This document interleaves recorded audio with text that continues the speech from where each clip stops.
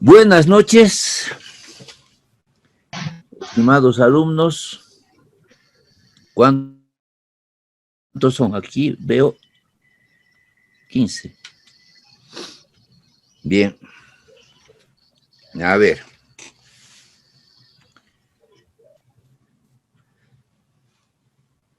Bien. Veamos. Videos encendidos, aunque esté desordenada su casa. Y micrófonos cerrados. Muy bien.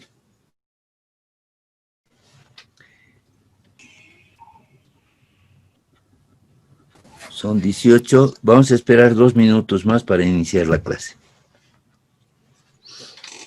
Mientras tanto, a ver, algunas opiniones respecto a las tareas que se les ha asignado. Creo que algunos han tenido algunos problemas, pero antes de que ustedes me digan algo, les adelanto. En el cuestionario habían 5 preguntas. Estas 5 preguntas, cada una valía 20 puntos. Y eran muy sencillas, pero había una pregunta relacionada a la ecuación de balance que tiene la matriz de insumo-producto. Y finalmente la respuesta tenía que ser que el Producto Interno Bruto era igual al valor agregado o el producto final igual al valor agregado. Y tenían que llenar el cuestionario así. Pero si ustedes tienen un acento adicional o un espacio adicional o se explayan en la respuesta, entonces ahí la máquina corrige como errado. Entonces he hecho la revisión y he rectificado esa nota. Muchos que tenían 80 ahora tienen 100, muchos que tenían 60 ahora tienen 80 y demás. Eso está rectificado y no se preocupen, había esa inquietud, ahora están tranquilos. Bien, la otra es el foro número 3. El foro número 3 tenía una limitación que automáticamente lo cerró el sábado pasado. Pero resulta que no está bien eso, entonces hemos corregido con la parte técnica y ahora tienen límite hasta el 11, domingo, a las 23:59. Esas son las 2 cosas que tenía por anunciar, para que no tengan mayores problemas. ¿Alguna otra inquietud que ustedes tengan? A ver. Licenciado, buenas noches, le habla Freddy Paxi. Freddy, adelante, dime. Licenciado, con respecto al foro 2 y ahorita como menciona el foro 3, justamente hoy día quise ingresar, no me da opciones para responder los dos. Ya, ok. Vamos a revisar, no se preocupe, al finalizar la clase voy a hacer una revisión adicional para eso. El foro 2 también no puede abrir, dice usted, ¿no? Freddy. Es así, licenciado, no me da opción a responder los dos, el 2 y el 3.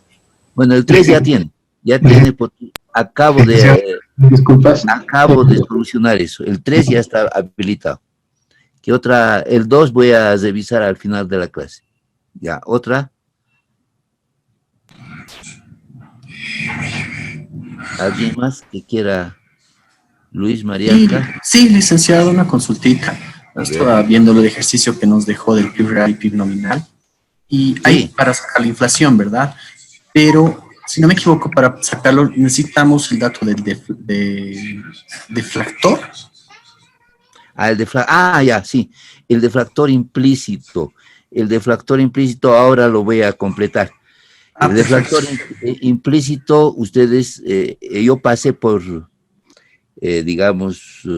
pasé por frente y no tuve la oportunidad de hacer una especificación. El deflactor implícito ahora lo vamos a ver, ¿de acuerdo?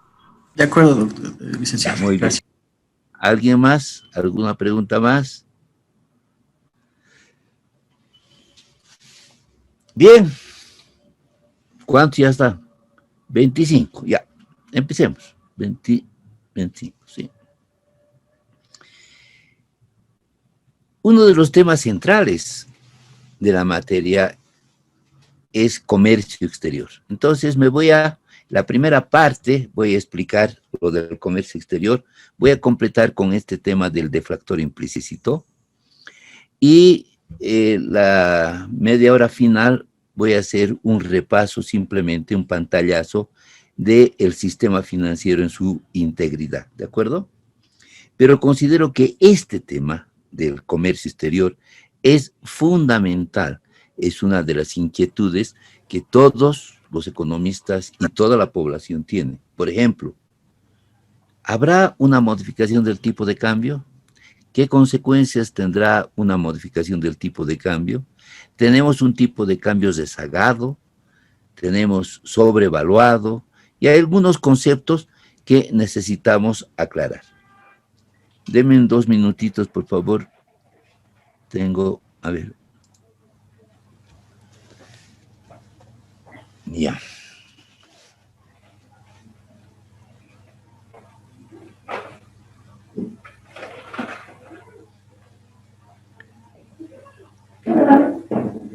Ya, ahora sí. Bueno, entonces, este tema del comercio exterior lo vamos a ver con un ejemplo claro. Espero que esté suficientemente inspirado para que ustedes entiendan, porque en ese cuadro digo todo, ¿de acuerdo? Empecemos entonces a ver el tema del comercio exterior.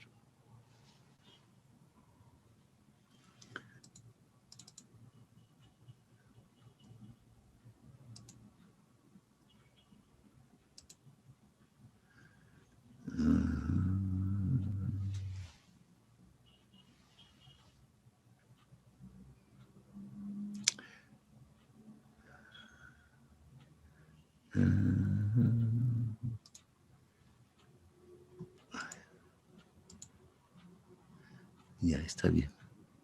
Estoy en compartir pantalla. Ya. Ya están viendo, ¿verdad? Sí, se ve. Ya, ok, listo. A ver. Vamos a ampliar la pantalla para que... Ya.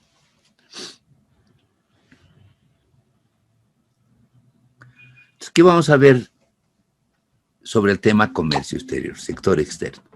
Los conceptos fundamentales, las definiciones, qué es una balanza de pago, qué es un tipo de cambio y cuál es la posición de inversión internacional, ¿no?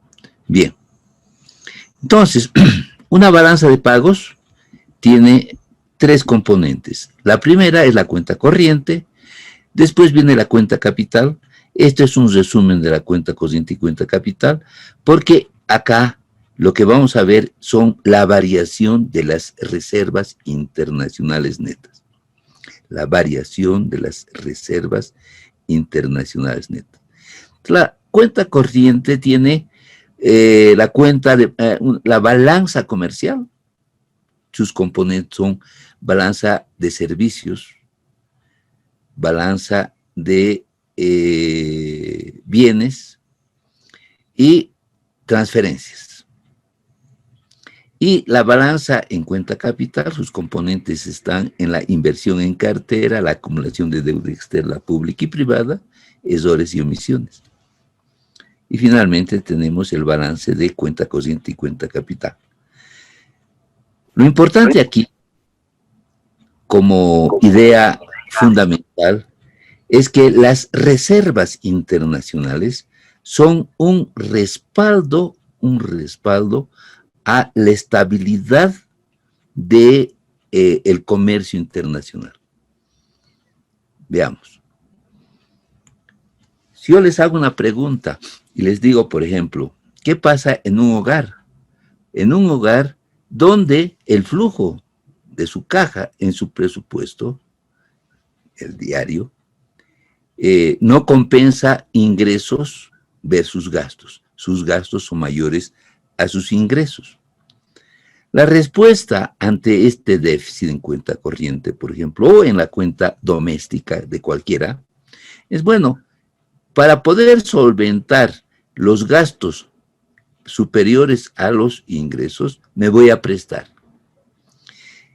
Por analogía estoy viendo esto. Ahora, si esto vemos en comercio exterior, exactamente pasa lo mismo. Cuando la cuenta corriente es deficitaria, vale decir que las importaciones son mayores a las exportaciones en bienes y servicios, más las transferencias que, digamos, no han sido compensadas para cubrir la cuenta corriente. Entonces lo que va a suceder es que la cuenta capital se va a incrementar. Esta cuenta capital, al incrementarse o prestarse el país del sector externo, entonces va a determinar que un incremento de la deuda externa. Ahora, si no me quieren prestar, si no pueden prestarme, si no puedo conseguir préstamos para cubrir mi cuenta corriente, o sea, para cubrir mis importaciones mayores a mis exportaciones, voy a recurrir a las reservas internacionales netas. Entonces, si la cuenta corriente es negativa, ¿no es cierto? Y no me prestan, no me endeudo, bueno, disminuyen mis reservas internacionales. Por lo tanto, esta variable de reservas internacionales es fundamental, pero una balanza de pagos se la mide anualmente. Por lo tanto, estas reservas internacionales son un flujo. Este flujo va a alimentar a un stock, y ese stock son las reservas internacionales que tiene el Banco Central. Habíamos visto en el balance monetario que uno de los principales componentes son reservas internacionales. Esas reservas internacionales ya es un stock. En este caso, es un flujo. Vale decir que si esto es negativo, el stock de reservas internacionales que tiene el Banco Central disminuye. Si esto es positivo, significa que las reservas internacionales del Banco Central se incrementan. Bien. Ahora, ¿qué es lo que sucede? Si les doy un ejemplo que sucedió en los 80, precisamente era este el problema, que la cuenta corriente era deficitaria y no había quien nos preste. Estábamos en un periodo crítico, en los 80 hubo problemas de tipo político y hubo un cambio de gobierno en el año 1982 que en cierta manera se aperturó porque el periodo anterior era un régimen militar y no querían reconocer la deuda externa del país boliviano, Bolivia, no quería reconocer la deuda que tenía con el sector externo. Entonces hubo un agotamiento de esta fuente de financiamiento ante una cuenta corriente deficitaria. Por lo tanto, se quiso recurrir a las reservas internacionales, pero estas se habían agotado.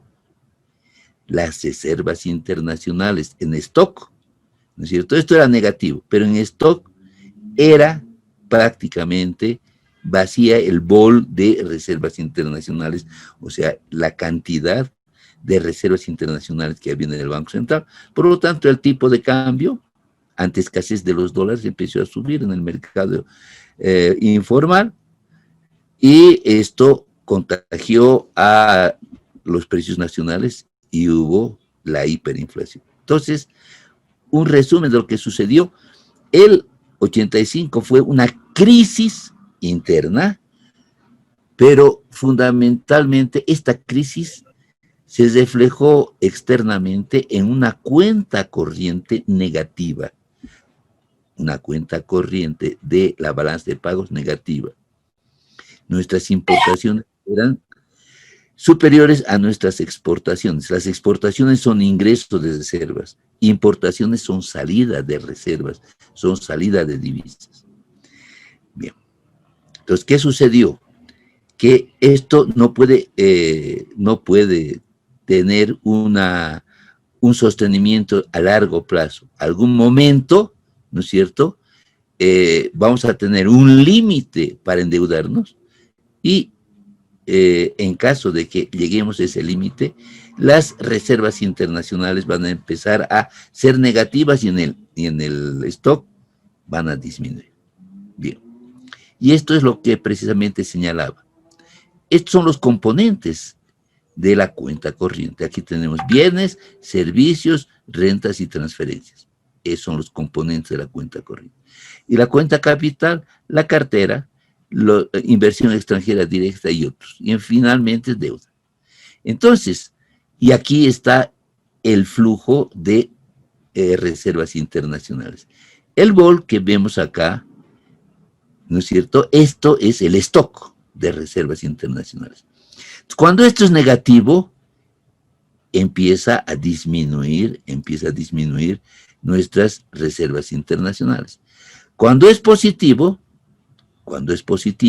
empieza a aumentar las reservas internacionales.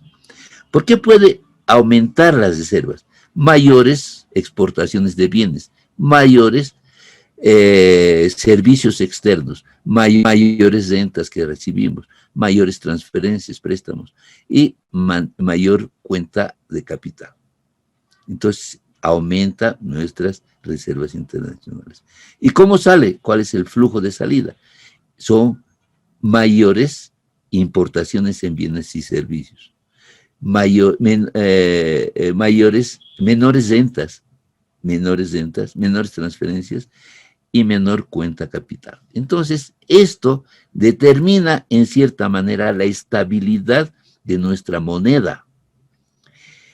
¿Qué es lo que sucedía? El diagnóstico actual es que esto, el año 2014, era de 15.000 millones. Ahora estamos en 8.000 millones, Y si bien todavía estamos con un nivel bastante importante de reservas internacionales, estas se pueden agotar ante crisis externa e interna que suceda en Bolivia. Bien. Entonces acá lo que nos dice exactamente lo mismo. Si cuenta corriente es negativa, aumenta la deuda externa. Claro, aumenta la deuda externa o disminuyen las reservas internacionales. Entonces, esto en balance de pago es flujo y esto en el balance del Banco Central es stock.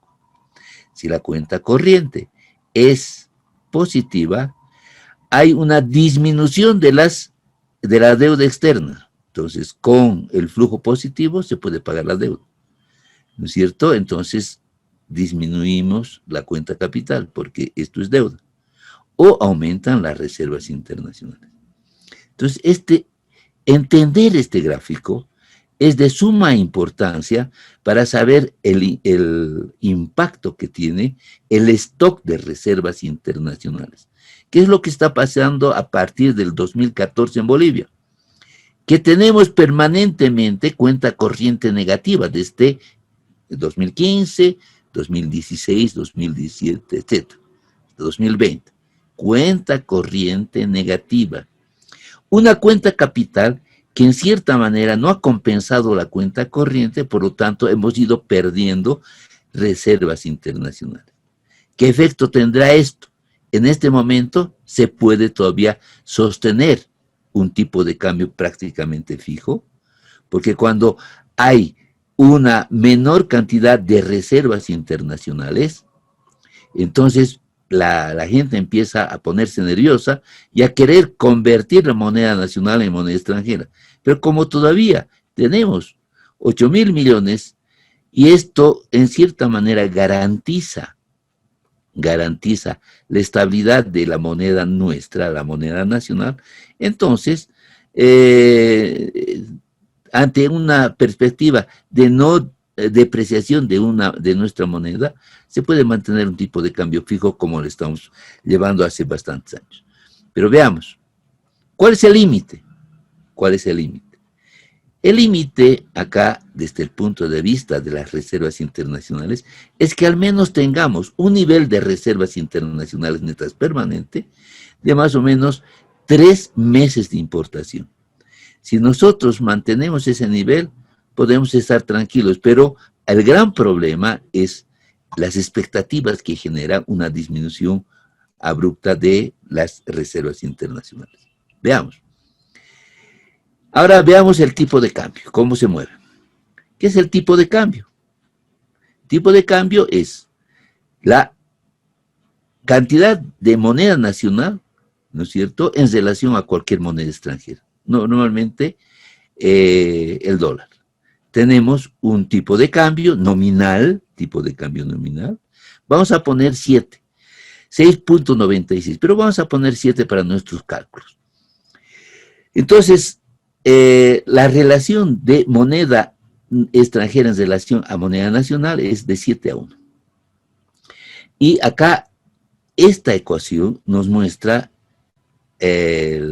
la teoría de el precio único. ¿Qué significa esto? Vamos a poner que tenemos el valor en moneda nacional de una prenda, camisa, $30. Entonces veamos cómo se comporta. Si el tipo de cambio es 7 y tenemos $30, el precio de la camisa importada, ¿cuánto es? 210 bolivianos, ¿no es cierto? Entonces, a la modificación del tipo de cambio nominal, el precio en moneda nacional del producto importado va a subir si hay una depreciación. ¿Qué significa depreciación? Que el tipo de cambio nominal de 7 a 8 significa que se ha depreciado nuestra moneda, como también se dice que se ha depreciado el tipo de cambio. Lo mismo. Entonces, si pasa de 7 a 8, el tipo de cambio nominal, se ha depreciado la moneda. Hay una depreciación de la moneda. ¿De acuerdo? Ahora, si por el contrario, el tipo de cambio nominal pasa de 7 a 6, entonces, ¿qué va a pasar con la camisa importada en este caso? Si es 6 y $30 la camisa, entonces va a valer ¿cuánto? 6 por 3, son 180 bolivianos. Antes era 210, y bueno, he abaratado con una apreciación de la moneda. Apreciar significa que nuestra moneda vale más, porque con menos cantidad de moneda nacional compramos $1. Con 6 bolivianos, ¿no es cierto? 6 bolivianos compramos $1. Antes, con 8 bolivianos teníamos que comprar $1. Entonces, el valor de nuestro dinero era menor. Entonces, estaba depreciando. Ahora se está apreciando. Bueno, vamos a hacer un ejercicio con esto. Ahora, ¿qué tipos de regímenes tenemos teóricamente? Hay uno fijo, hay otro flotante y otro Claudin-Pecke. El Claudin-Pecke es el que se instauró el año 1985. Vale decir que la variación del tipo de cambio la determinaba en parte el Banco Central y en parte el mercado. El tipo de cambio fijo la determina la autoridad monetaria. Y el tipo de cambio flotante la determina el mercado. Entonces, hemos pasado de un tipo de cambio fijo hasta el 85 y por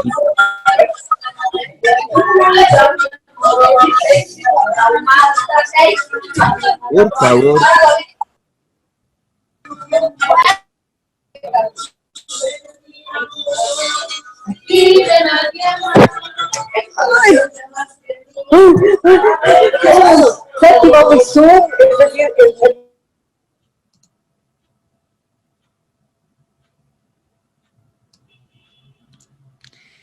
Bueno.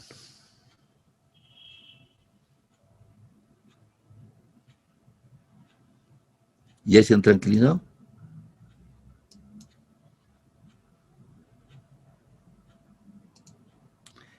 Ya.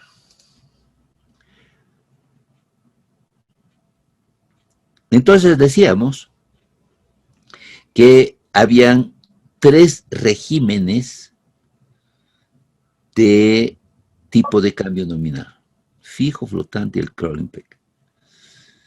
Ahora, el fijo es cuando la autoridad monetaria determina un tipo de cambio fijo. Por ejemplo, de 7-1. Y de vez en cuando la autoridad monetaria interviene en el mercado y cambia el tipo de cambio fijo de 7-8. Entonces está manteniendo tipo de cambio fijo permanente. Solamente, bueno, este régimen hasta antes del año 1985 se mantuvo con modificaciones del tipo de cambio fijo en forma abrupta, de 3 a 4, de 4 a 6, de 6 a 8. Y bueno, por decreto se determinaba el tipo de cambio fijo con una intervención de parte del Banco Central en esta política, con otro tipo de medidas. Entonces se señalaba que habían los paquetes económicos cuando había modificación del tipo de cambio, porque no solamente se modificaba el tipo de cambio, sino otro tipo de variables: el encaje legal, el crédito neto al sector público, etcétera, etcétera. Bien, entonces, como no había posibilidades de mantener un tipo de cambio fijo ante el agotamiento de las reservas internacionales, se determinó que una medida acertada iba a ser la flotante, que el mercado determine cuál va a ser el precio de la divisa. Pero esto no lo usa nadie, absolutamente, porque sería una situación tal que permanentemente estaría bajando y subiendo la moneda nacional y cambiando todas las relaciones de intercambio.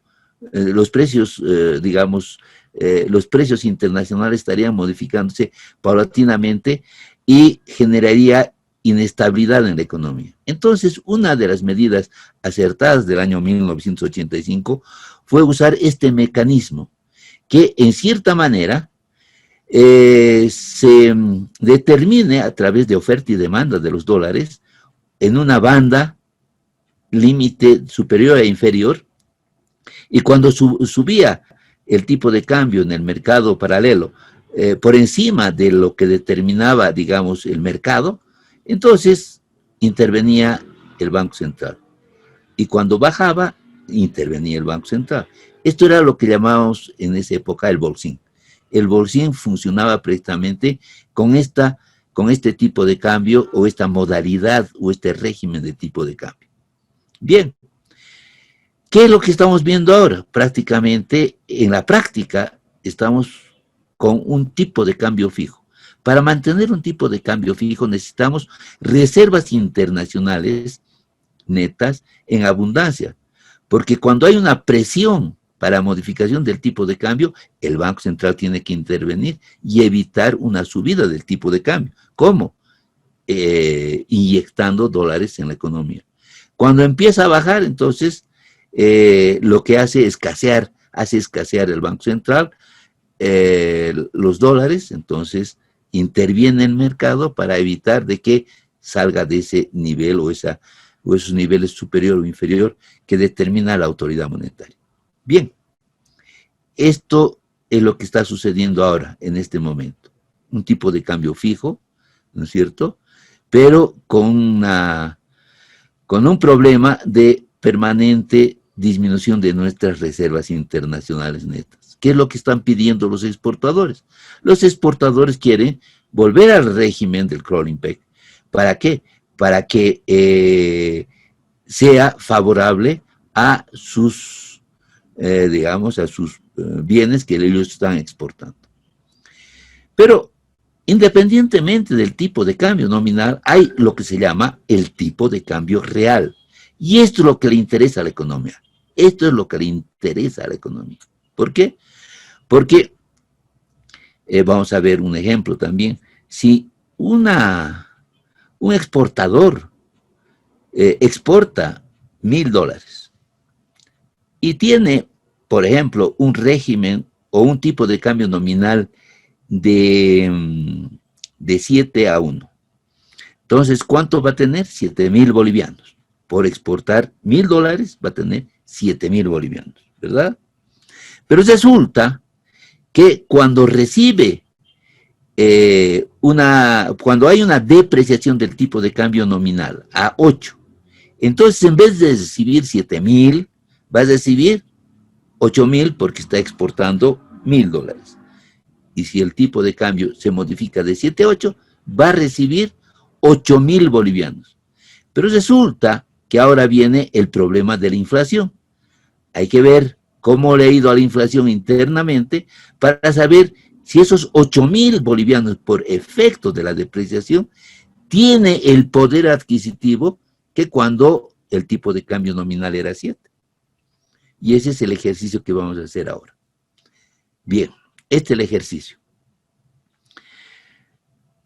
Veamos.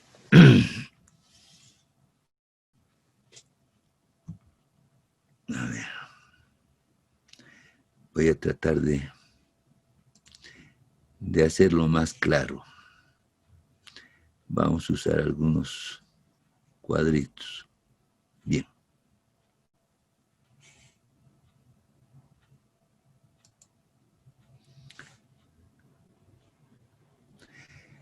Vamos a suponer que estamos ante una situación inicial. Este es el tiempo T actual, ¿no es cierto? Y el tiempo T más 1. Sí. Bien, entonces tenemos, en este caso vamos a hacer, estos son los precios constantes. Estamos haciendo el ejemplo de la camisa, ¿de acuerdo? Una camisa internamente, de la misma calidad de una importada, vale 210 bolivianos. Y en el tiempo T más 1 también vale 210 bolivianos. O sea, internamente el precio de la camisa nacional vale en el T 210 y en el T más 1 210. Ahora bien, veamos. Acá hay el tipo de cambio nominal que pasa de 7 a 8. De 7 a 8. Hay una depreciación de nuestra moneda o del tipo de cambio. El precio de la camisa son $30. Inicialmente, en el tiempo T, la camisa importada, la camisa importada en pesos bolivianos, en moneda nacional, en bolivianos, es 210 frente a la camisa nacional, 210. ¿De qué depende el precio de la camisa nacional? Bueno, depende de los factores productivos para generar esta camisa. Y acá también dependerá estos $30 de los factores productivos que se utilizan en el exterior. Entonces vamos a mantener los $30 en el tiempo T y el tiempo T más 1. Pero lo único que estamos haciendo modificar acá es el tipo de cambio nominal de 7 a 8, depreciación. ¿Qué pasa entonces cuando hay una depreciación? La camisa importada se encarece 240 porque ha habido una modificación de 7 a 8 y la camisa nacional se ha mantenido constante. Por lo tanto, ¿qué va a preferir el agente económico, el demandante nacional? ¿Una camisa importada o una camisa nacional? Entonces acá hay un problema de percepción del consumidor, porque si acá decimos camisa importada versus camisa nacional, hay un factor subjetivo del demandante.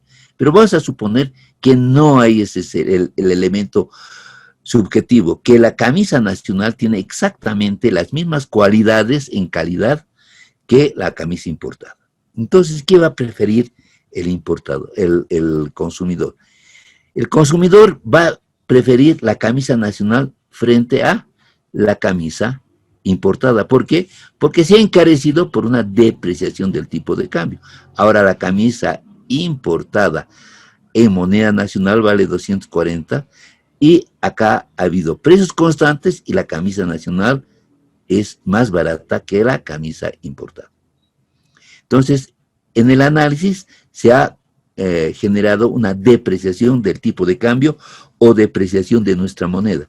Ahora vale menos nuestra moneda, ¿no es cierto? Vale menos porque ahora con 7 bolivianos compramos $1, ahora compramos con 8 bolivianos $1. Entonces esto viene a convertirse en una especie de depreciación. Este es el concepto de depreciación. Bueno, ahora veamos el de apreciación. Nuevamente mantenemos en el tiempo T y en el tiempo T más 1 el precio de la camisa en el constante, 210, 210. Pero ahora hemos modificado, ahora el tipo de cambio nominal, que era 7 en el tiempo T, ahora es 6. ¿Qué significa esto? Que resulta que por modificación del tipo de cambio, o lo que se llama apreciación, la camisa importada ahora es más barata. ¿Por qué? 30 por 6 son 180, frente a una camisa nacional que es, a precios constantes sigue siendo 210. Por lo tanto, el demandante de camisa, de este tipo de producto, en este caso camisa, va a preferir la camisa importada. ¿Por qué? Por factor precio. 180 frente a 210. Pero eso es en términos nominales. Veamos ahora qué es lo que sucede en términos reales.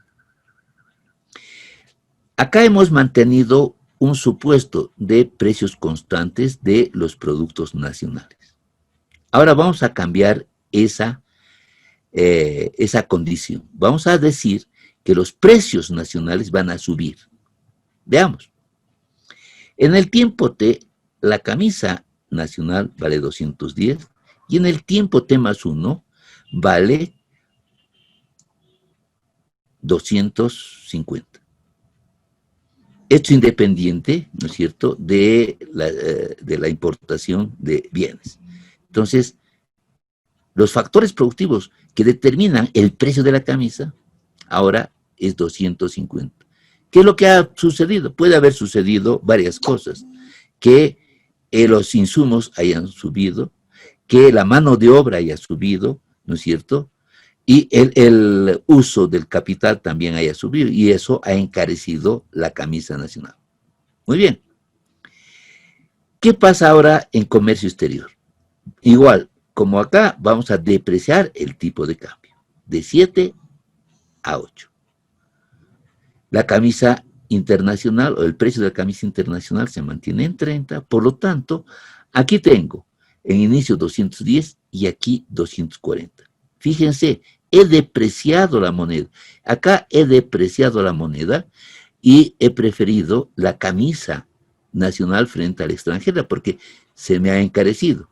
Pero resulta ahora que pese a que he depreciado la moneda, la camisa importada sigue siendo más barata que la camisa nacional, porque la inflación ha crecido más que la depreciación de la moneda. Por lo tanto, en vez de tener una depreciación, tenemos una apreciación real, en términos reales. ¿Por qué?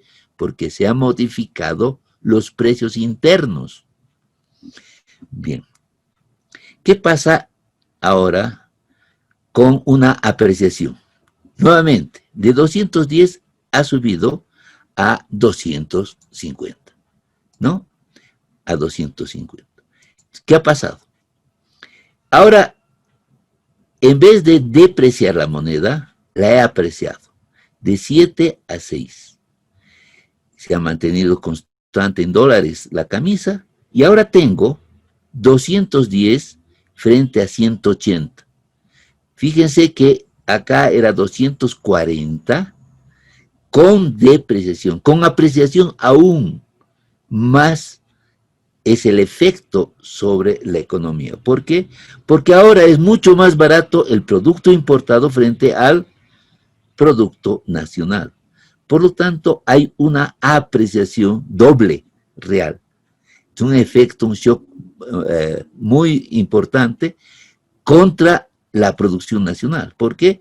Porque además de haber inflación interna, ha habido una apreciación del tipo de cambio nominal y eso ha determinado aún más el impacto sobre los precios nacionales, los precios externos en moneda nacional. Bien, pero ¿qué sucede? Enseguida vamos a entrar en un análisis. Vamos a ver ahora, a ver, igual, tipo de cambio en tipo de cambio fijo. Entonces no vamos a modificar el tipo de cambio nominal. Tipo de cambio fijo 7 y aquí 7. Y parecería que, bueno, si mantenemos un tipo de cambio nominal fijo de 7 en el tiempo t a 7 en el tiempo t más 1, no estaríamos en una situación sin problemas porque no estamos apreciando ni estamos depreciando nuestra moneda en términos nominales. Pero veamos qué es lo que sucede. Aquí ha habido una inflación.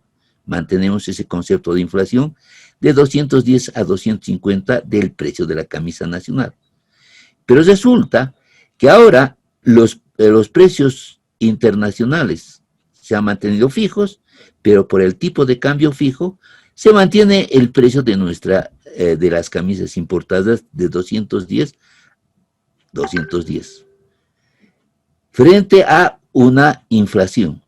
Entonces, ¿qué es lo que sucede? El mensaje de este ejercicio es que manteniendo tipo de cambio fijo y en la economía nacional generándose inflación, va a haber una apreciación real.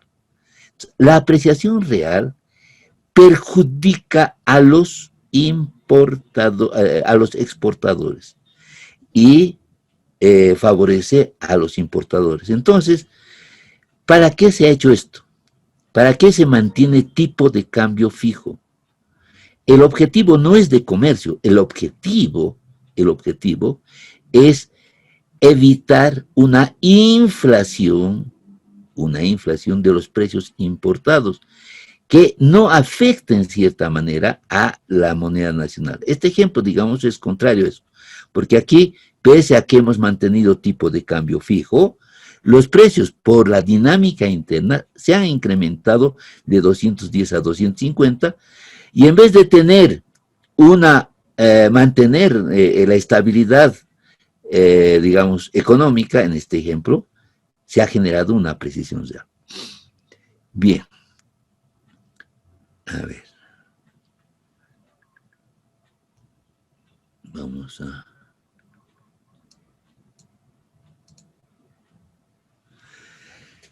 A ver. He evitado de que ustedes participen porque mi tiempo es muy limitado ahora. Pero el mensaje fundamental es que manteniendo un tipo de cambio fijo, puede haber una apreciación real. Entonces, ¿qué significa? Los exportadores quieren recibir más moneda nacional por cada dólar que exporta, obviamente, y estimular el incremento de las reservas internacionales y favorecerse con la producción nacional para exportar. Esa es su visión. Pero lo que reclaman ellos es que hay un tipo de cambio fijo nominal que les está perjudicando porque no hacen competitivos sus productos frente al comercio exterior. Entonces reclaman una depreciación del tipo de cambio nominal. ¿Qué significa esto? Que ellos tendrían más ingreso por cada dólar que exportan. Pero resulta que si la inflación es mayor que la depreciación, van a tener un panorama igual de negativo, porque el poder adquisitivo de las exportaciones convertidas en moneda nacional, de los dólares convertidos en moneda nacional, no van a tener el poder adquisitivo para poder cubrir la canasta que ellos antes consumían con un tipo de cambio nominal, ¿no es cierto?, anterior, sin modificación. Bien. A ver, quiero ahora sí un feedback por parte de ustedes para ver si hemos sido lo suficientemente claros para entender este tema. A ver. Ahora sí prendan sus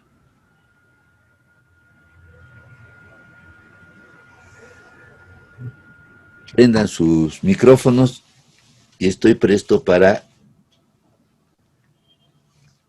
solventar algunas inquietudes que ustedes tengan. Buenas noches, Listen. A ver, ¿quién es el...? John. Adelante. John, ok.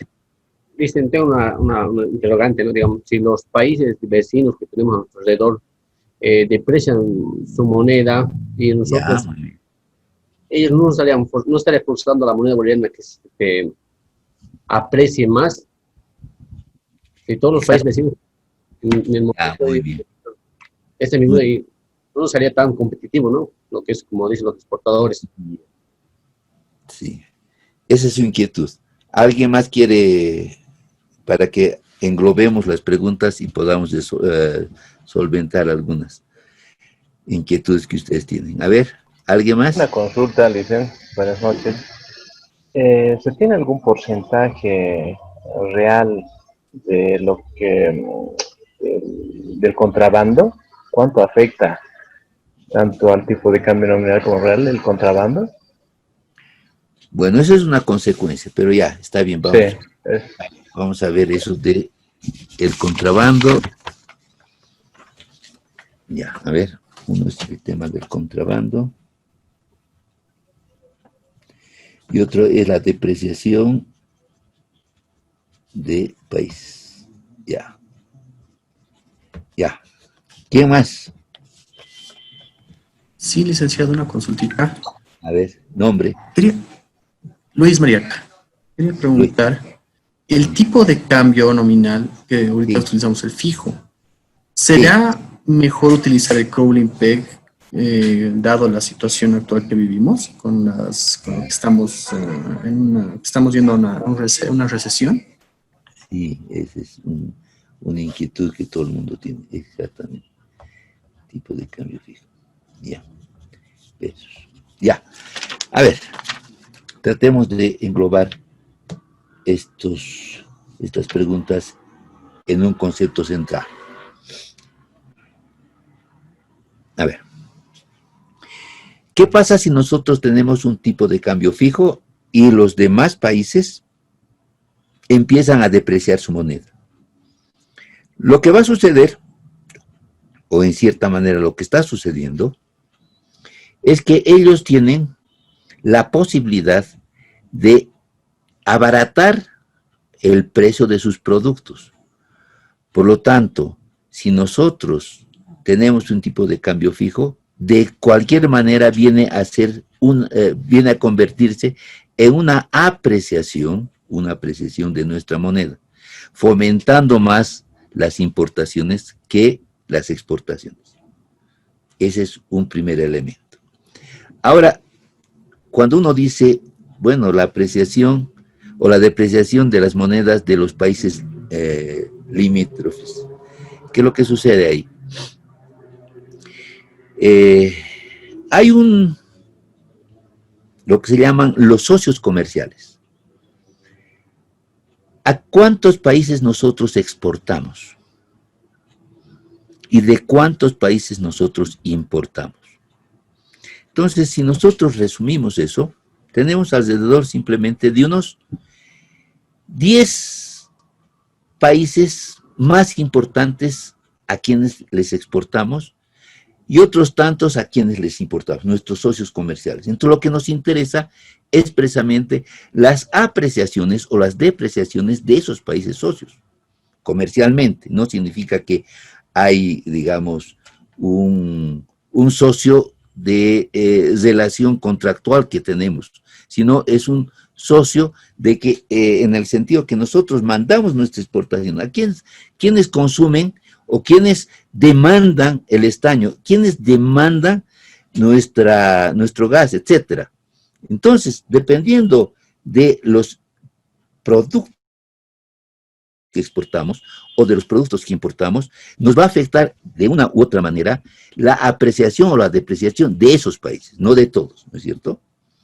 Ese es un primer elemento. Ahora, contrabando, veamos, el contrabando. El contrabando, ese efecto, bueno, ¿qué es lo que busca el contrabandista? Abaratar costos. ¿Cómo? Eliminando, ¿no es cierto?, el pago de aranceles. Entonces, ese es en esencia el contrabando. Entonces, ¿qué pasa? Si no paga aranceles, el producto se hace más barato y perjudica que la producción nacional, si es que está compitiendo con productos que generamos internamente. Productos agropecuarios que estamos nosotros importando del Perú, por ejemplo, ¿no es cierto? La pregunta es, ¿por qué nosotros no consumimos producto nacional? Porque los productos importados son más baratos. Más aún, si no pagan arancel y es contrabando, entonces se hace más, nuestros productos nacionales son menos competitivos en el mercado interno. Entonces, esto es una consecuencia de un tipo de cambio nominal fijo, una depreciación de sus monedas y además, adicionalmente, el no pago de aranceles, lo que hace altamente, ¿no es cierto?, competitivo estos productos extranjeros frente a los nuestros. Y eso desestimula, obviamente, la producción nacional. En cuanto al Cloud Impact, ¿qué pasa? Oficialmente nosotros tenemos ese régimen cambiario, no hemos cambiado, no señalamos tipo de cambio fijo. En los hechos, efectivamente, estamos manteniendo un tipo de cambio fijo, pero el sistema no ha sido modificado. O sea, desde el punto de vista práctico, ha mantenido el tipo de cambio fijo, el Banco Central oferta al mercado diariamente un determinado nivel de reservas internacionales, de tal manera que no genere expectativas en los agentes económicos, porque si el Banco Central no oferta al mercado la suficiente cantidad de dólares, entonces podría generar expectativas y especulaciones sobre el precio de la divisa. Entonces, cualquiera que va, cualquier banco, y nosotros también, las personas particulares, requieren del Banco Central dólares, bueno, se les entrega la cantidad de dólares. ¿A qué tipo de cambio? Hay una diferencia de 10 puntos, 6.96 si nosotros le vendemos al Banco Central y 6.86 si el banco, ¿no es cierto? No, 6.86 si nosotros le damos al Banco Central y el Banco Central si nos vende es 6.96. Entonces la diferencia de 10 puntos es la única restricción. Y ahí viene, deberíamos retomar como instrumento, digamos, del Cloud Impact para modificar el tipo de cambio, y ahí la conclusión de los políticos que actualmente se han manifestado sobre este tema es que todavía tenemos un colchón de reservas internacionales y no conviene, en las condiciones políticas actuales, no conviene modificar el tipo de cambio nominal. Pese a que sabemos que nuestra moneda en términos reales está apreciándose, pero otros que no tienen conocimiento del concepto real del tipo de cambio, ¿no es cierto?, de apreciación real o de depreciación real, dicen, no, nosotros estamos con un tipo de cambio 6.96 durante tantos años, por lo tanto no nos estamos apreciando ni nos estamos depreciando. ¿Por qué? Porque nuestra moneda en términos reales está apreciándose, pero otros que no tienen conocimiento del concepto real del tipo de cambio, ¿no es cierto?, de apreciación real o de depreciación real, dicen, no, nosotros estamos con un tipo de cambio 6.96 durante tantos años, por lo tanto no nos estamos apreciando. ¿Por qué? porque resulta que el tipo de cambio nominal es fijo. Pero en esencia, modificaciones del tipo de cambio nominal de nuestros socios circunstancialmente hacen que nuestros productos sean encarecidos para hacer competencia a los productos importados. Y es más, el tema de que nosotros mantengamos tipo de cambio nominal y haya un proceso inflacionario, la situación se complicaría. Pero estamos manteniendo lo que se llama el ancla nominal. El ancla nominal es precisamente esto, mantener un tipo de cambio nominal fijo. Es lo que está sucediendo ahora. Y eso evita un incremento de los precios internacionales, de los productos internacionales consumidos en nuestro país. Y eso genera, digamos, un contagio favorable a los precios nacionales. Pero, ¿a costa de qué? A costa de disminución de nuestras reservas internacionales. Bien, me han gustado las preguntas porque al menos me da alguna pauta de la explicación que he dado, ha sido captada, digamos, por ustedes. ¿Alguien tiene otra inquietud para pasar ya a los otros temas? Disculpe, una consulta. Viendo ese tema, ¿cómo podrían lograr un incremento en las reservas internacionales que ahora los tenemos tan venidas a menos? Perdón. ¿Se podría lograr en los siguientes, un quinquenio, 10 años? ¿Qué cosa? Perdón. Los factores, las reservas internacionales, ¿cómo los podríamos incrementar? Incrementar. ¿En qué tiempo a promedio, no? Ya. La idea es, a ver, ¿cómo se generan las reservas internacionales? Hay varios caminos. Uno es que exportemos cada vez más, ¿no es cierto? Que exportemos cada vez más. Y que sustituyamos las importaciones. Entonces, si las exportaciones generan divisas y las importaciones las disminuyan, entonces, si tenemos una balanza en cuenta corriente positiva, significa que nosotros exportamos más que la que importamos. Entonces, un estímulo al sector productivo, un estímulo a los productores que generan divisas para que exporten, sería lo ideal. Pero ¿qué ha sucedido en el gobierno de Evo Morales? Se ha puesto serie de restricciones e inclusive impuestos por exportar. ¿Qué locura es esa? ¿Cómo si las reservas internacionales es uno de los sustentos más importantes de una economía? ¿Cómo es que se le ocurrió, según los analistas externos, que se genere impuesto a las exportaciones? Está bien que se ponga aranceles o impuestos a las importaciones, pero no a las exportaciones, o limitar sus exportaciones. ¿Cuál era el justificativo del gobierno anterior? El justificativo era el siguiente, y decían, a ver, nosotros tenemos que garantizar la seguridad alimentaria. Si bien el precio del aceite, como ejemplo, si el precio del aceite es mucho más importante para el exportador venderlo externamente que venderlo internamente, entonces había que ponerle un cupo. Primero vamos a cubrir la demanda interna, y una vez que la demanda interna esté satisfecha, el excedente se lo puede exportar. Y esa, digamos, ha sido la política. Al parecer, era, digamos, una medida en favor del consumidor nacional. Seguridad alimentaria. Y entonces, ¿qué es lo que sucedía? El exportador no le convenía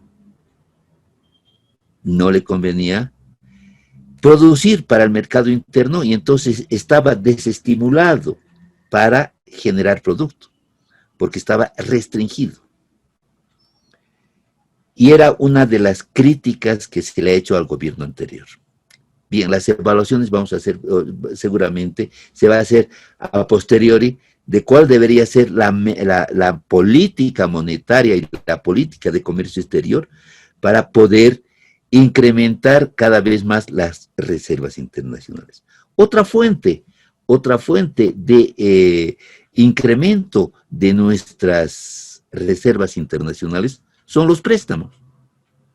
Son los préstamos que se adquiere, pero eso es circunstancial, porque los préstamos es para un determinado objetivo concreto, para hacer carreteras, para hacer hospitales, o sea, y una vez que se usan esas reservas internacionales, ¿no es cierto?, en importaciones de insumos, etcétera, etcétera, que está, muchos de esos créditos multilaterales están condicionados, bueno, entonces circunstancialmente esas reservas internacionales empiezan a crecer. Juan Antonio Morales, en un momento dado, hizo esta observación cuando teníamos 15.000 millones de dólares. Y decía, lo que está sucediendo no es que nosotros, bueno, ha habido fuente de ingresos por nuestras exportaciones de gas, dada el precio y la cotización de las materias primas en el comercio internacional, ¿no es cierto? De los commodities, y entre ellos el estaño, los minerales y los hidrocarburos. Eso ha generado importantes reservas internacionales. Una acumulación importante que fue un colchón para enfrentarnos ante las crisis, por ejemplo, la famosa crisis hipotecaria del 2008, ¿no?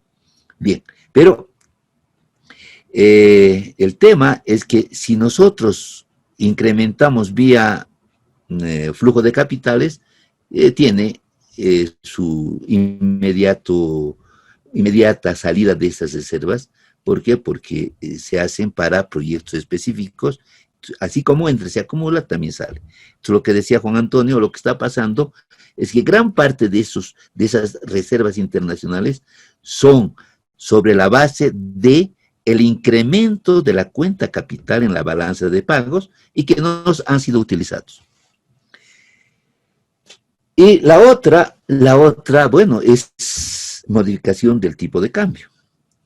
Si nosotros encarecemos las importaciones, si encarecemos por modificación del tipo de cambio nominal, entonces lo que va a suceder es que al encarecerse las importaciones va a ser, digamos, menos atractivo para los importadores traer productos externos, porque los vamos a encarecer y vamos a usar nuestros bienes nacionales para el consumo interno.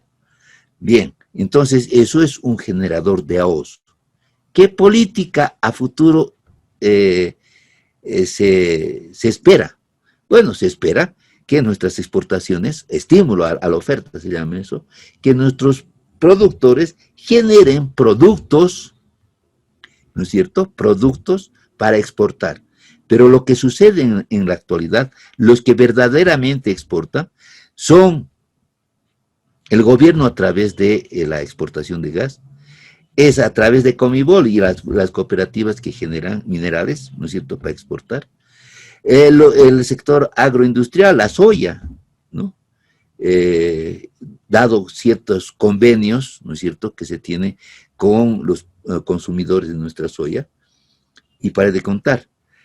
Hay algunos otros productos estrella que realmente tienen un valor altamente agregado, pero digamos las magnitudes no son lo suficientes. Madera, por ejemplo, estamos exportando, pero en vez de exportar muebles, estamos exportando madera en bruto. Y así, ¿no? Entonces, la única forma de acumular reservas internacionales y tener un colchón, porque tampoco es bueno tener reservas internacionales sin la utilización que corresponda, ¿no? Entonces, la única forma es cambiar nuestra matriz productiva y generar mayores exportaciones frente a las importaciones. Ese es el futuro. Pero si no hacemos eso y mantenemos nuestra estructura productiva actual, es de seguro que las reservas internacionales se van a agotar y vamos a estar en un problema tal de acá adelante, ¿no es cierto?, dada la deuda externa que se está acumulando y debemos pagar. y dado que gran parte de la producción nacional dependen también de las importaciones de insumos, entonces la situación se pone muy crítica. ¿Alguna otra inquietud? Licenciado, una consulta. A ver, Freddy. Freddy, actualmente tengo entendido que mayormente cualquier transacción o operaciones se hace en las divisas del dólar. ¿Qué pasaría o cuál sería la desventaja o ventaja si se usaría dos divisas, tanto el euro como el dólar? Bien, aquí el tema es que el año 2008 se estaba imponiendo el uso de el euro con una modificación de moneda en Europa el siglo anterior. El euro se estaba imponiendo ante el dólar y el dólar ante la crisis que sufría, digamos, su balanza comercial, se estaba deteriorando en el mercado. Entonces, empezaron los agentes económicos a nivel mundial a utilizar, en vez del dólar, el euro. ¿Qué pasó el 2008? El 2008, la crisis hipotecaria tiró abajo todo la relación comercial que existía en el mundo y el euro ya no fue una moneda atractiva para el mundo entero. Empezó a depreciarse esa moneda. Entonces no tenía la característica fundamental que debe tener cualquier moneda, mantener valor. Y entonces Estados Unidos se recuperó y nuevamente el dólar está imperante. Pero de hecho se está manejando ahora el yuan, moneda china. El dólar y las reservas internacionales del Banco Central no solamente son en dólares, están valuadas en dólares. Y dependiendo del tipo de cambio también, ¿no es cierto?, se modifican las reservas internacionales, dependiendo de la cesta de monedas que están en el Banco Central. Estas no están en físico, hay muy poco dólar en el Banco Central. Gran parte de los dólares están colocados en títulos, ¿no es cierto?, triple A, con una tasa, digamos, baja, pero segura, ¿no? Es lo que sucede en este momento. Hay otros. Las reservas internacionales, además, no solamente son divisas, sino también oro. El oro, gran parte de las reservas internacionales es oro físico, ¿no? Y bueno, eso se revalúa en función del precio internacional del oro. Antes, cuando el tipo de cambio era fijo, el oro del Banco Central estaba cotizado a un precio fijado en la década de los 70. Y entonces estaba, como era oro monetario, era parte del sistema de tipo de cambio fijo. Por eso les digo, si bien nominalmente parecería que estamos con un tipo de cambio fijo, en realidad estamos con crawling peg, desde el punto de vista del sistema de cambiario que tenemos. Porque estaríamos con un tipo de cambio fijo con estas condiciones fundamentales. Reservas internacionales importantes para sostener el tipo de cambio fijo y el Banco Central interviniendo el mercado cuando escaseaba o cuando abundaba, pero además con el valor del oro a un tipo de cambio fijo. Y eso ya no existe en el mundo. Eso se rompió el año 1973. El tipo de cambio fijo imperante y determinado después de la Segunda Guerra Mundial por acuerdos internacionales, donde el Banco Central, la Reserva Federal del Banco Central, era la que acumulaba el oro mundial y determinaba una relación fija entre el oro y la emisión de dólares, ¿no? Y los demás países mantenían tipo de cambio fijo utilizando las reservas internacionales, que era dólar emitidos, pero que tenían una relación fija del oro frente al dólar, entonces uno podía recurrir a los dólares y decir al Banco Central o a la Reserva Federal: señor, usted devuélvame mi oro, aquí están sus dólares. Los dólares son pasivos de la Reserva Federal. Entonces, aló, sí. Por favor. Puede ser. A ver, dile, tus manos son suavitas, es manicure, dile, ¿verdad? A ver, dile, para que sean las manos suavitas,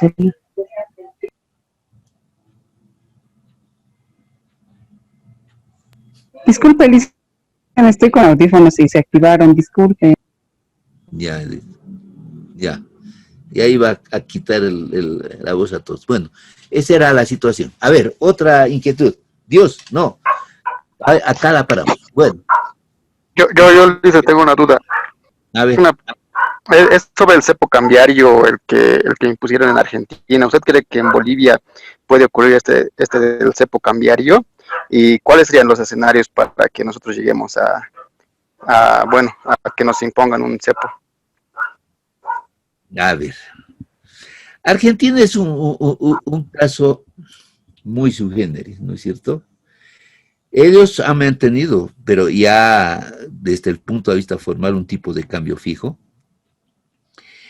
Macri deshizo ese sistema y ahora se está retomando nuevamente el tipo de cambio fijo, ¿no? Ahora, esto tiene consecuencias nocivas para la estabilidad económica de todos los países. El gran problema cuando se mantiene tipo de cambio flotante es que si alguien ataca con depreciaciones de la moneda, le sigue el otro. Los ejemplos son muy claros entre la relación comercial, por ejemplo, entre Brasil y Argentina. Y resulta que cuando Argentina depreciaba, Brasil depreciaba su moneda. Y así era una seguidilla. Depreciaba a Brasil, Argentina le seguía. ¿Para qué? Para resguardar las exportaciones que ambos tenían. Entonces, ¿qué exportaba Argentina? Cueros, zapatos, etcétera. Y hacía con electrodomésticos, etcétera, los del Brasil, o café, qué sé yo. Entonces, ¿qué pasaba? Depreciaba la Argentina, depreciaba el Brasil. Y entonces esa guerra no era la más conveniente. Y en esos casos es mejor mantener un tipo de cambio fijo en función de las relaciones comerciales. Entonces hay acuerdos bilaterales. No modificas tu tipo de cambio, tampoco modifico mi tipo de cambio. Y cuando necesitemos solucionar nuestra balanza de pagos, y es una forma. Solucionar la balanza de pagos es depreciar la moneda, hacer más caro las importaciones, hacer más atractivas las exportaciones y por lo tanto mantengo una balanza de pagos estable. Entonces, había acuerdos bilaterales, digamos, comerciales, ¿no? Y de tipo de cambio, monetarios. ¿Qué pasa en Europa? El euro se impuso después de muchos, 20 años, de trabajo sobre la unión monetaria en Europa, precisamente para evitar depreciaciones antojadizas de los países para hacer más atractiva sus productos en el comercio exterior. Entonces no es conveniente mantener un tipo de cambio fijo, pero hacer variar constantemente para sacar ventajas en el comercio es también el otro problema a la que hay que, digamos, enfrentarse. Bien, empecemos, hagamos un repaso del sistema financiero.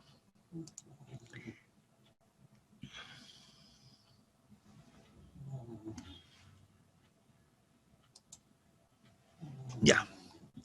Primero, para analizar al sistema financiero, debemos hacer una diferenciación que existe entre un activo real y un activo financiero. Un activo real es lo tangible, tocamos, vemos. Mientras que un activo financiero, ¿no es cierto?, es, en esencia son papeles. Dinero es un activo financiero. Pagarés, un activo financiero. Acciones, un activo financiero. ¿Cuál es la diferencia entre un activo financiero, el que tiene un activo financiero, frente a aquel que tiene un activo real?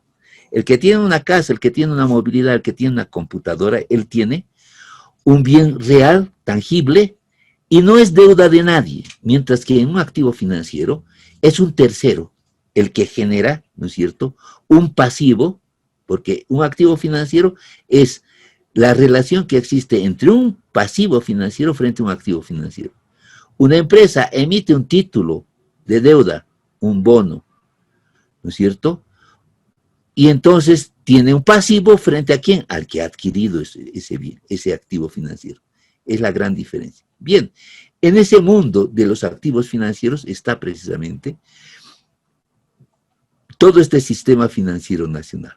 Y tenemos aquellos de intermediación financiera, aquellos que no hacen intermediación financiera, mercado de valores, aquellos que tienen una previsión en cuanto a pensiones, un sistema que genera ahorro y además coloca recursos, un sistema de seguros, ¿no es cierto?, que está en el mercado de la inseguridad. ¿Qué va a pasar a futuro? Se vuelve un mercado y entonces aparece un mercado de seguros, ofertantes y demandantes. Y hay otros servicios complementarios a la intermediación financiera y una infraestructura del mercado financiero. Todos estos conforman el sistema financiero. Lo que le pase a uno le va a pasar a muchos, les va a afectar a muchos otros, digamos, componentes del sistema financiero. Entonces, el sistema financiero nacional es un conjunto de instituciones, mercado e instrumentos cuyo objetivo es asignación eficiente de los recursos. Entonces, está en una relación de los superavitarios de fondos, de ahorro, frente a los deficitarios, los que necesitan estos fondos. Entonces, o lo hacen en forma directa a través del mercado de valores, o a través de un intermediario financiero. Recursos de los que tienen excedentes a los que les falta esos recursos. Estos van a convertirse en los inversionistas para generar producto. Estos, los que tienen excedente y usan sus recursos, parte para su consumo y parte para el ahorro. Pero esos ahorradores no pueden hacer inversiones directamente por los pequeños ahorros que tienen. Pero entonces lo que hace el sistema financiero de intermediación es precisamente capturar estos recursos.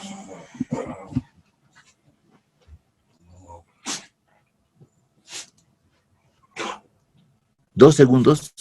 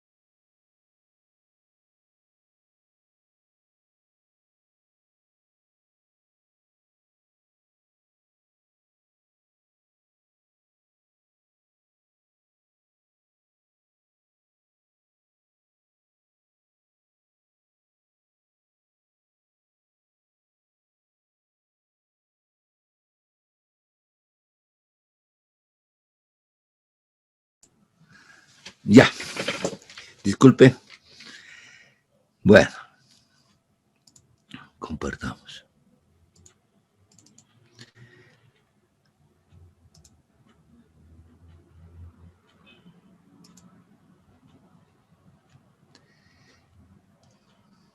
Ya. Ahora, ¿quién rige a este sistema financiero. El rector es el Consejo de Estabilidad Financiera. ¿Quiénes componen? El Ministerio de Economía y Finanzas Públicas, el Ministerio de Planificación del Desarrollo, el Banco Central, las autoridades de supervisión que son la ASFI, la APS, etc. Estos son los miembros del Consejo de Estabilidad Financiera y intercambian opiniones y generan políticas que lo hacen a través del Banco Central de Bolivia. Bien. Intermediación financiera. ¿Qué pasa acá? Que hay una relación de depósitos frente a colocación de estos depósitos. Los ahorradores y los inversionistas. Intermedio a través de ¿quién? De los bancos fundamentalmente. Entonces ellos reciben depósitos, los colocan en cartera y estos devuelven estos préstamos con un plus que es la tasa de interés y los bancos le pagan a los que han depositado, ¿no es cierto?, una tasa de interés pasivo. Y la diferencia entre tasa de interés activa y tasa de interés activa frente a la pasiva se llama spread bancario. Con el spread bancario los bancos generan utilidades, pero además sirve para las operaciones de la banca. ¿Cuál es el rol? Reducir riesgo. Entonces, lo que hacen los bancos es precisamente eso. Diversificar cartera.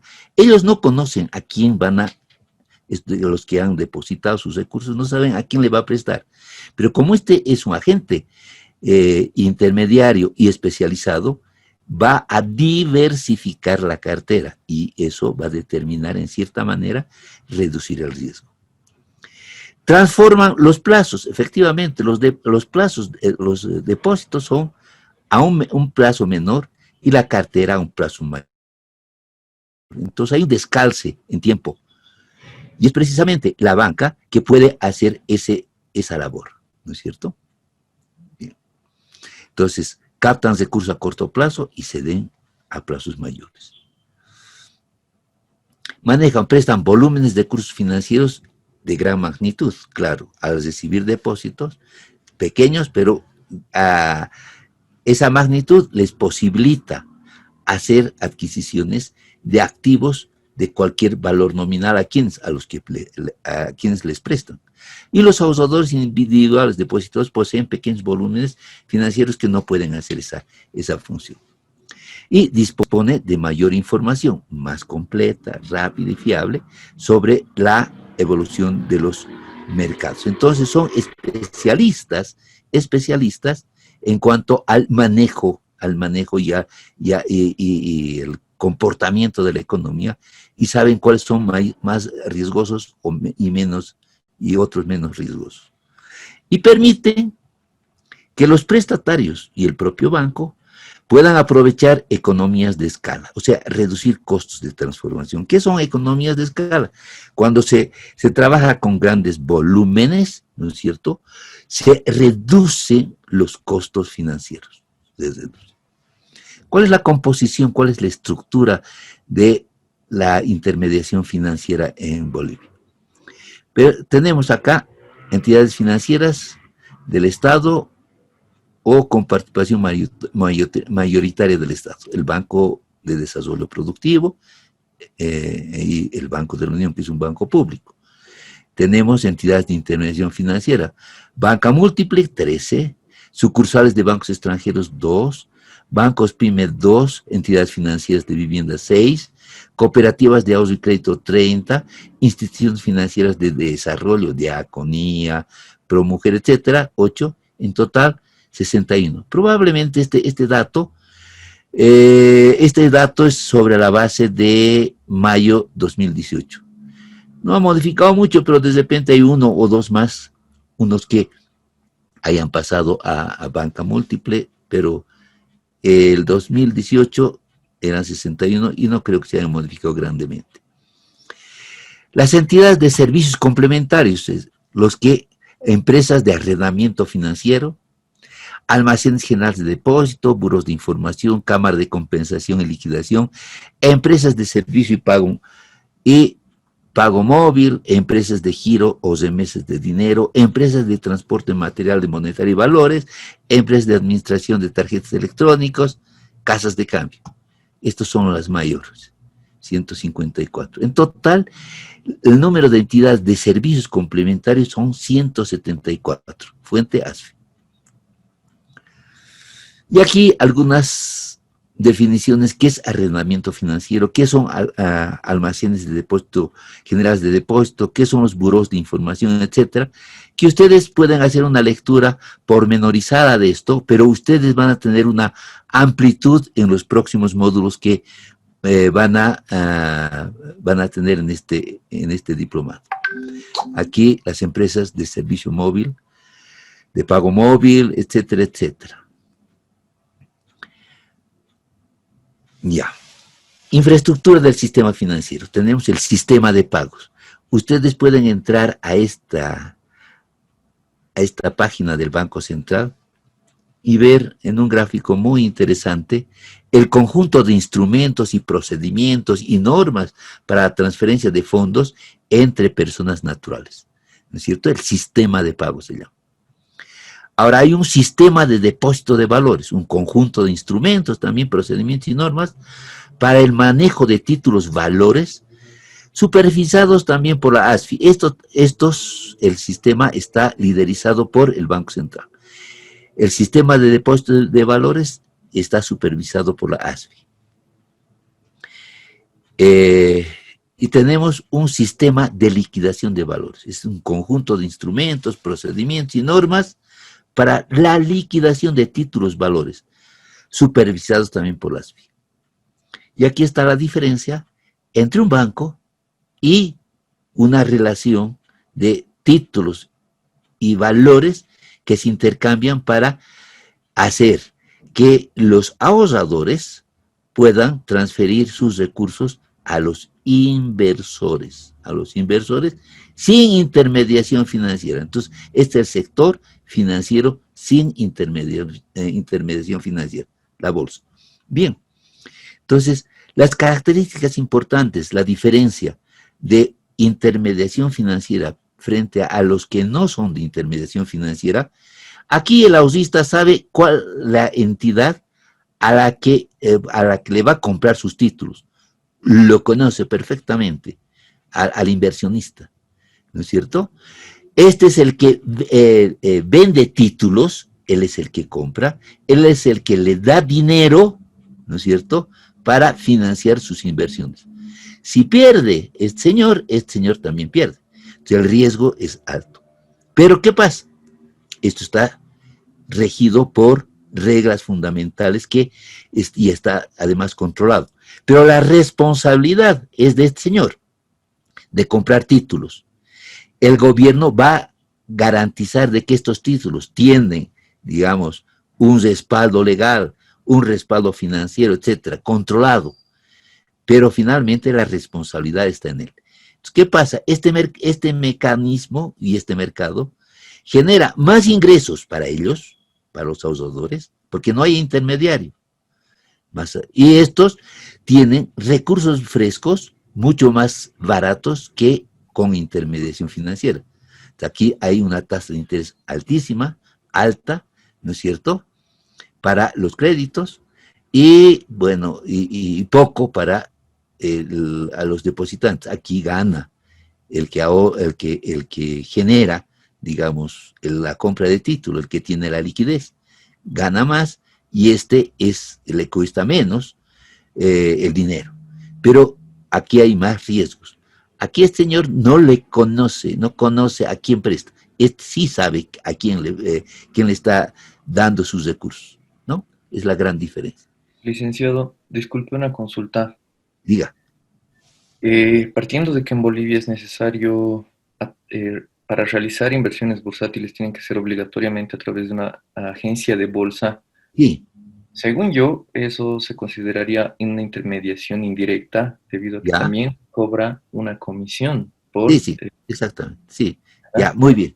Ya, exactamente. Entonces, un detalle importante es que en una bolsa, este ahorrador o este generador de liquidez ¿no es cierto? No puede ir directamente a la bolsa.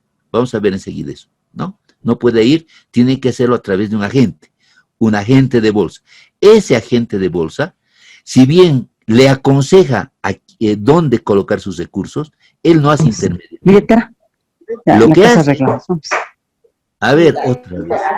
Claro. ¿Cuánto es la deuda? La deuda externa, pues. Una consulta más, licenciado. Sí. Mucha. Partiendo de que Edith, A ver, sorprendido. por favor, este micrófono. Otra vez es la compañera Edith.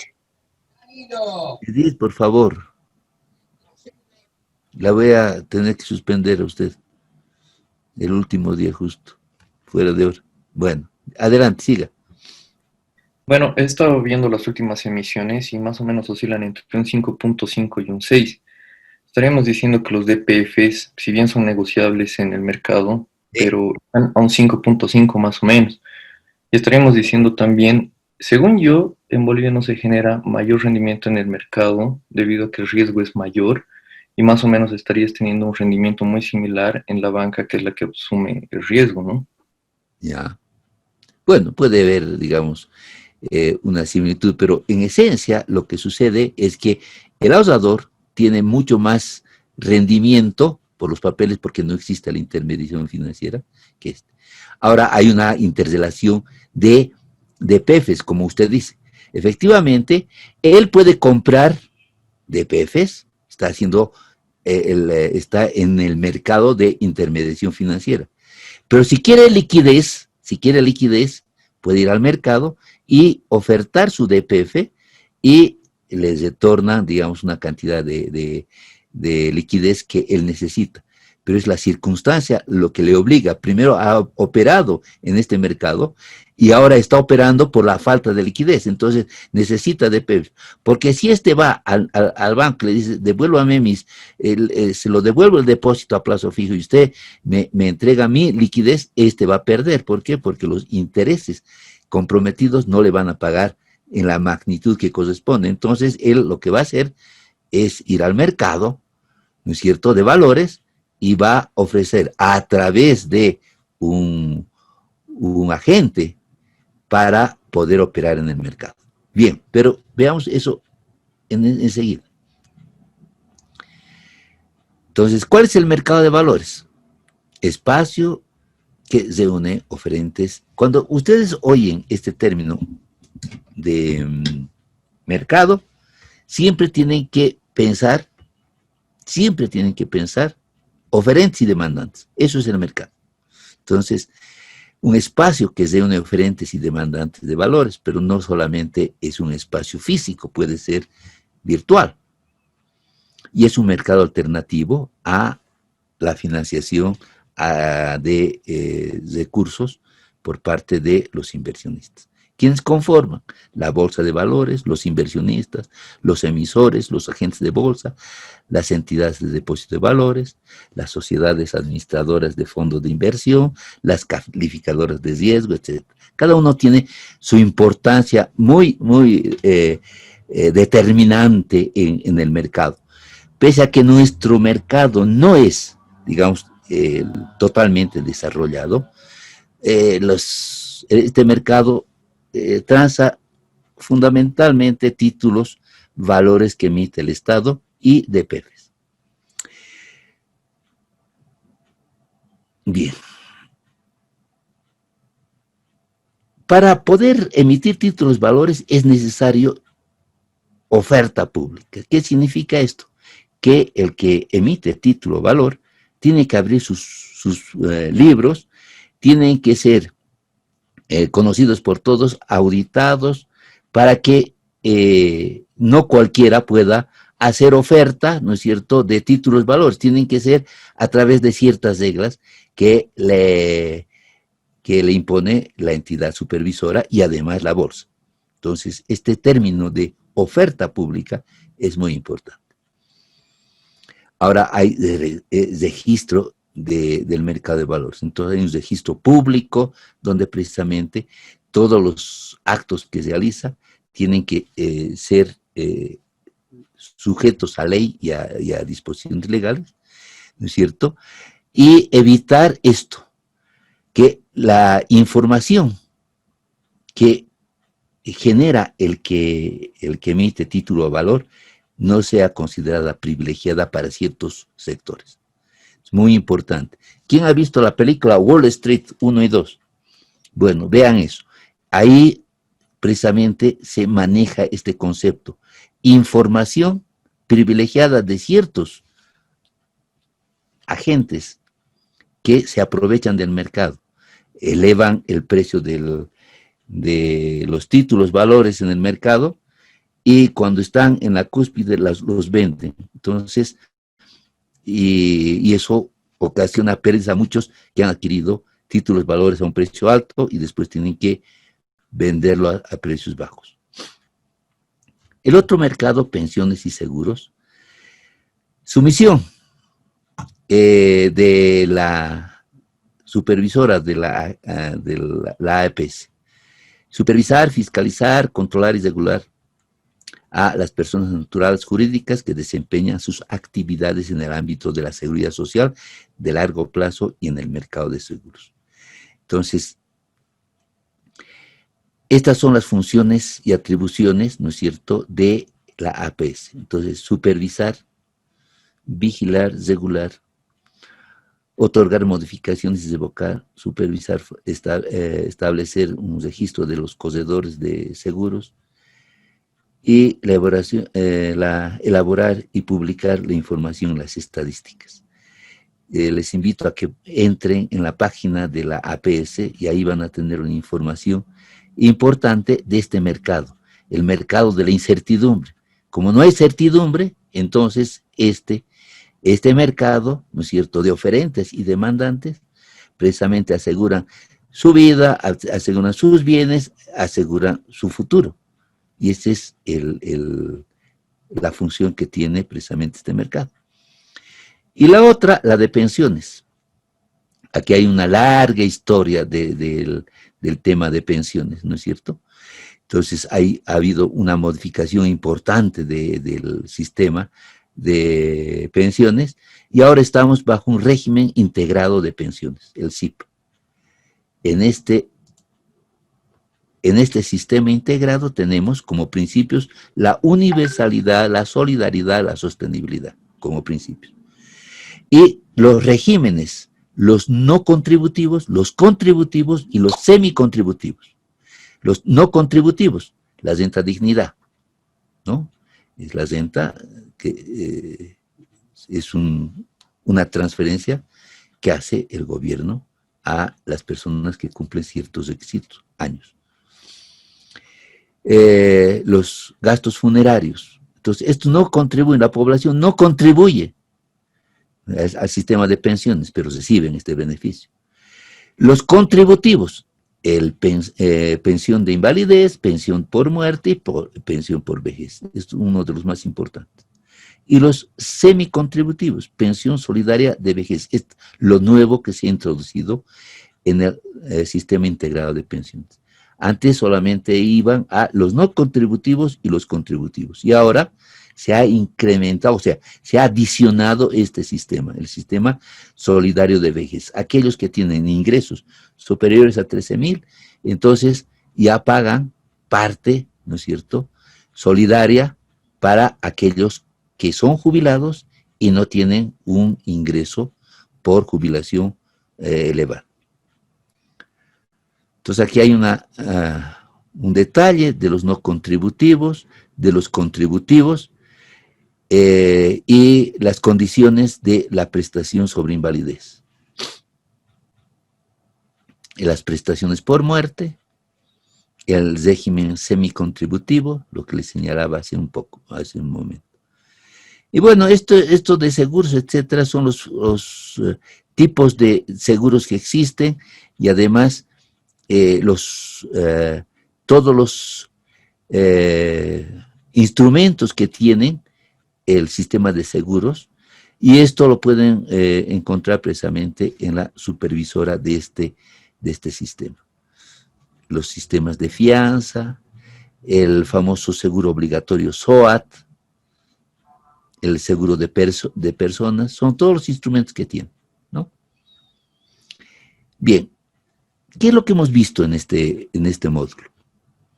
Primero hemos hecho una lectura del entorno, hemos hecho una visión macro, hemos visto a la banca en su entorno de la economía. Lo hemos hecho a través de la matriz de insumo-producto y del flujo circular, ¿no es cierto? En el flujo circular hemos visto un circuito real, era en líneas negras, y un circuito nominal en líneas rojas, ¿no es cierto? En términos cualitativos. Y hemos visto la matriz de insumo-producto. Y aquí sí, en la matriz de insumo-producto, se ve y se puede medir en términos cuantitativos. Se puede medir el Producto Interno Bruto, se puede medir a la interrelación de los sectores a través de la matriz de insumo, etc. Las principales variables que hemos visto, crecimiento, hemos visto la inflación y hemos visto la depreciación. O sea, hemos visto al Producto Interno Bruto, que es uno de los instrumentos para medir el crecimiento. Hemos visto el IPC para medir la inflación. Y hemos visto el tipo de cambio para medir la depreciación. Pero entre estas tres variables importantes hay una interrelación que influye el crecimiento en la inflación en el crecimiento, la inflación en la depreciación en la inflación, y así en forma, ¿no es cierto?, simultánea, condicionada a políticas económicas. Lo que hace la política económica es precisamente políticas para mantener el crecimiento, políticas para estabilizar la inflación, políticas para mantener competitivos los productos exportables e importables. Las causas de la inflación, hemos visto, la inflación es un fenómeno monetario y es el Banco Central el que va a regular precisamente a través de sus instrumentos, el OMA y el encaje legal, la estabilidad interna. Y hemos visto la estructura del sistema financiero nacional. Primero hemos definido qué es un activo real y un activo financiero y cómo estos activos financieros se manejan en estas instituciones. Los que hacen intermediación financiera, los que no entran en el sistema financiero sin intermediación financiera, los servicios financieros que existen para que estos instrumentos, estas intermediaciones financieras y el mercado de valores funcionen, una infraestructura del mercado financiero. Hemos visto otros mercados como seguros y pensiones. Estas son las ideas fuerza que ustedes tienen que tener presentes siempre para que ustedes, cuando vean los otros módulos, ubiquen en qué lugar está, digamos, relacionada el módulo que ustedes van a ver. Y esta visión global les va a ayudar a entender el conjunto y poder, digamos, tener mayor provecho en los instrumentos que ustedes van a aprender a futuro. Y con esto, bueno, hemos terminado el documento que les he pasado, que está en la página. Algunas inquietudes de ventajas y desventajas del leasing financiero, las empresas de arrendamiento financiero, cuáles son sus condiciones, y otros como estos almacenes generales de depósito, los buros de información, la cámara de compensación y lo que ha aparecido nuevamente, una novedad, ¿no es cierto?, la billetera móvil y Tigo Money. Y aquí conceptos fundamentales de la TRE, la tasa de interés, la suma de la base más los otros componentes, la tasa de interés LIBOR, ES, etc. Bien, eso era todo y gracias por su atención. Ustedes van a tener mañana abierto el examen y lo pueden dar hasta el día domingo en la noche, a las 11:59. y les espero que tengan la mayor suerte y hayan aprovechado en algo lo que les he dado hasta este momento. Bien, señores, un abrazo y que tengan todos ustedes muy buenas noches. Pero si quieren hacer el uso de la palabra, quieren pedirme una aclaración, aunque ya nos hemos pasado 15 minutos, están libres de hacerlo. Adelante. Licenciado, una consulta respecto al examen. ¿Va a haber un límite de tiempo? ¿Cuántas preguntas más o menos son? A ver, en cuanto al examen, las preguntas las voy a elaborar en función de lo que hemos avanzado y en función del énfasis que hemos dado a ciertos temas. Edith, Valencia, Edith, por favor, eso. Hay mucha bulla en su entorno, lamentablemente. Bien.